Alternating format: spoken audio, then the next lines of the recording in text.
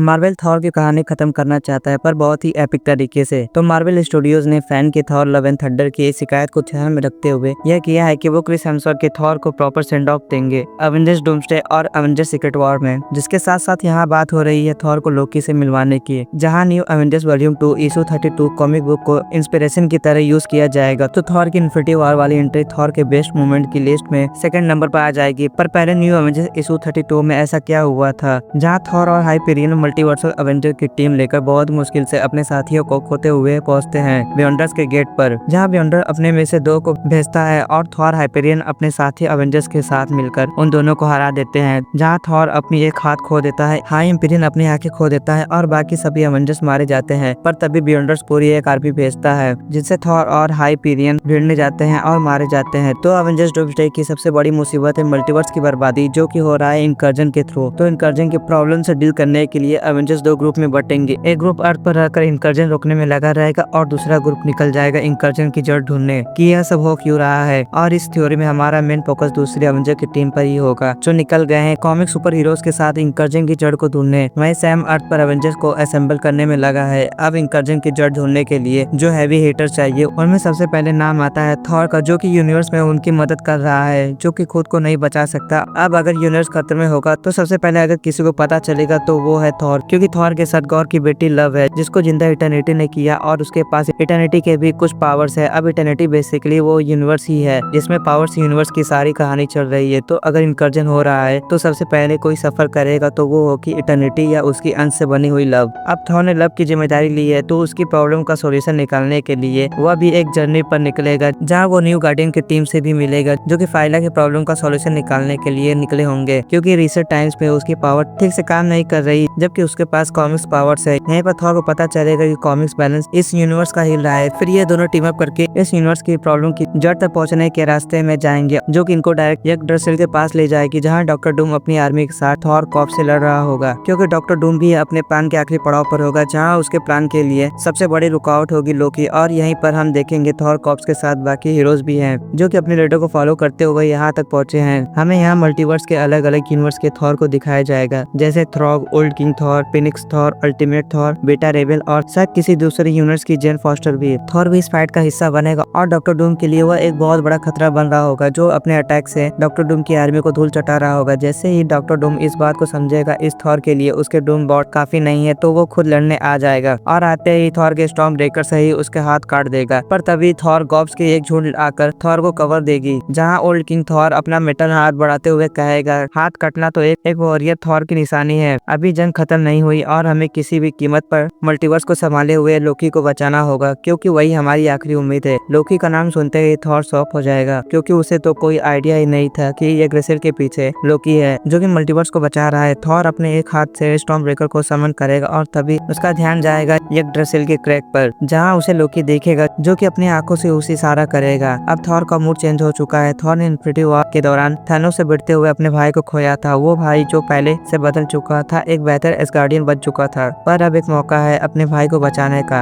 अब थॉर समझ चुका है कि मल्टीवर्स टिका है उसके भाई के हाथों में, और वो अपने जीते जी ना मल्टीवर्स को कुछ होने देगा ना अपने भाई को। एक हाथ के साथ थॉर अपनी पूरी पावर समन कर रहा है, वो पावर जिसके बारे में उसके पिता ने उसे बताया था, वो पावर जिसकी झलक हमें देखी थी थॉर रैग्नारॉक और इन्फिनिटी वॉर में। और जब यह पावर समन की गई तो सामने आया रूइन किंग थॉर, थॉर का सबसे पावरफुल वर्जन, जो कि अपने सभी वेरिएंट्स और वहां लड़ रहे सारे हीरोज को यग्drasil के सामने लाते हुए जोर से आवाज लगा रहा है, अवेंजर्स असेंबल। और तब शुरू होता है एक भयंकर लड़ाई। सारे हीरो, सारे वेरिएंट्स अपने एक हाथ वाले लीडर के इलेक्ट्रीफाइंग जोश से चार्ज होकर आगे बढ़ेंगे और टक्कर देंगे डूम की आर्मी को। वो डूम पर भारी पड़ रहे होंगे, पर एक हाथ के साथ थॉर एक हद तक की टक्कर ले सकता है। डूम भी अपनी पूरी पावर समन करेगा, वो पावर जो उसने एब्जॉर्ब करी है सेलेस्टियल, सॉर्सर्स और कई खतरनाक विंग्स को ढेर करके। डूम थॉर को मिटाने में लगा हुआ है, वो अपनी टेक, अपनी मैजिक सबका जोर लगा रहा है, पर थॉर एक अलग लेवल के साथ यहाँ है। लेकिन तब भी डूम और उसकी आर्मी उसके ऊपर भारी पड़ना शुरू होंगे और तभी लोकी अपनी टाइम स्लीपिंग की पावर से सब रोक देगा और जाके बात करेगा अपने भाई से। वो थॉर को समझाएगा कि यह लड़ाई जीती नहीं जा सकती, मल्टीवर्स की बर्बादी तय है। थॉर कहेगा कि ऐसा नहीं हो सकता, कोई तो रास्ता होगा, बेशक हम जीत नहीं सकते पर हम अपने हार टाल सकते हैं। लोकी समझ जाएगा कि उसे क्या करना है, वो टाइम को वापस चालू करेगा। तब थॉर बाइफ्रॉस्ट को समन करते हुए लव और अपने साथी अवेंजर्स की टीम को वहां से दूर भेज देगा और ऐसा होते ही थॉर अपनी आखिरी बचे हुए स्ट्रेन को समन करेगा और अपने आप को एक प्योर लाइटनिंग एनर्जी में बदलकर वो खुद एक बॉम्ब की तरह डिटोनेट कर देगा। डॉक्टर डूम को पता चल जाएगा कि ऐसा होने वाला है और वो अपनी आर्मर को मैजिक से प्रोटेक्ट करते हुए एक स्पेल फॉर्म करेगा। पर तब तक थॉर खुद को ब्लास्ट कर देगा, जिससे एक चेन रिएक्शन शुरू हो जाएगा, जिसकी वजह से वहाँ मौजूद सारे थॉर वेरिएंट्स भी हमारे थॉर की तरह खुद को ब्लास्ट करके सेक्रीफाइस करते हैं ताकि वो अपने साथ डॉक्टर डूम और उसकी पूरी आर्मी को खत्म कर सके। जिसके बाद हम देखते हैं डॉक्टर डूम को अपने क्रैक्ड आर्मर के साथ, जो कि बहुत इम्प्रेसिव होता है। फिर वो लोकी की कुर्सी की ओर देखता है, जिससे एक मरा हुआ लोकी और कई हीरोज की लाशें होती है। डॉक्टर डूम के मुंह पर हल्की सी मुस्कान है। वो लेने चाह रहा है डूम्सडे का आखिरी स्टेप, जहाँ वो बच्चे कुछ टाइमलाइन को खत्म करता है ताकि वो उनसे अपने पसंद के वर्ल्ड को लेकर अपना बेटर वर्ल्ड बना सके, और इसी के साथ खत्म हो जाएगा डूम्सडे। पर एंड क्रेडिट में रिवील होगा कि लोकी अभी भी जिंदा है और उसने हमेशा की तरह अपनी डेथ को फेक किया, यानी कि थॉर को सेक्रीफाइस एक सोचा समझा मूव था ताकि लोकी अपने टाइम स्लीपिंग से अलग हीरोज को असेंबल करे, ताकि यहाँ जो मल्टीवर्स बर्बाद हुआ उसे आज तो नहीं पर कुछ समय में वापस रिस्टोर किया जा सके। तो यह थी थ्योरी थॉर एपिक्स एंड ऑफ के बारे में। अब मुझे पता है कि आप लिखने वाले हैं कि भाई थॉर को कुछ हुआ तो मार्वल देखना छोड़ दूंगा, पर देखो थॉर के डूम्सडे में मरने से हम फैंस को टेंशन नहीं होनी चाहिए। मल्टीवर्स अगर बर्बाद होगा तो एक नया पॉइंट पर रिस्टोर जरूर होगा, जिसका मतलब थॉर अगर चला गया वो तो वापस आ ही जाएगा। उसके साथ साथ आयरन मैन और कैप्टन अमेरिका भी वापस आ सकते हैं। पर यहाँ चिंता करने की एक वजह है, थॉर तो वापस आ सकता है पर यहाँ चीजें बदल सकती है।